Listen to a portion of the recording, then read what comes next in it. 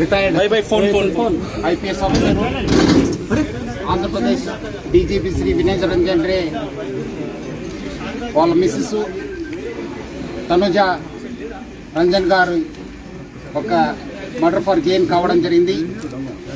ఈ ఆఫెన్స్ తెల్లారుజామున 2 గంటల అయిందని చెప్పి మనం అందాజు చేయడం జరుగుతుంది దొరికిన ఆధారాల పైన.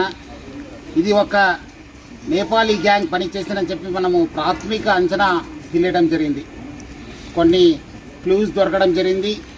ఆ క్లూస్ ఆధారపైన పోలీస్ టీమ్స్ కూడా వర్కౌట్ కావడం జరుగుతుంది. సో ముఖ్యంగా ప్రజలందరూ కూడా కోరుతున్నాను, మీరందరూ కూడా మీ ఇంట్లో మనం చాలా గత ఒక 2 నెలల నుంచి ప్రజలందరూ కూడా అప్రమత్తం చేస్తున్నాం. ఈ నేపాలీ గ్యాంగ్స్ వల్ల అప్రమత్తం ఉండండి అని చెప్పి మన దగ్గర కాకుండా బెంగళూరు, బాంబే, పుణే దేశవ్యాప్తంగా చాలా చోట్ల కూడా ఈ ఒక నేపాలీ గ్యాంగ్ ప్రాపర్టీ ఆఫెన్స్ చేయడం జరుగుతుంది. ఇంట్లో ఎవరు లేనప్పుడు లేదంటే ఏదో ఫంక్షన్ వెళ్ళినప్పుడు ఇలాంటి నేరాలకి పాల్పడుతున్నారు.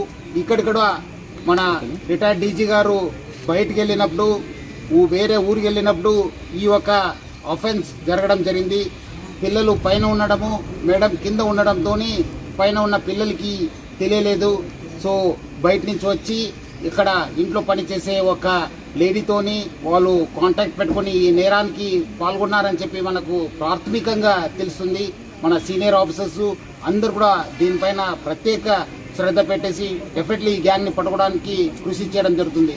ఇప్పుడే మన రాష్ట్ర డీజీపీ సివి ఆనంద్ గారు, అట్లానే మన DGP law and order Mahesh Bhagwat గారు అందరు కూడా ఈ యొక్క సీన్ని విజిట్ చేయడం జరుగుతుంది.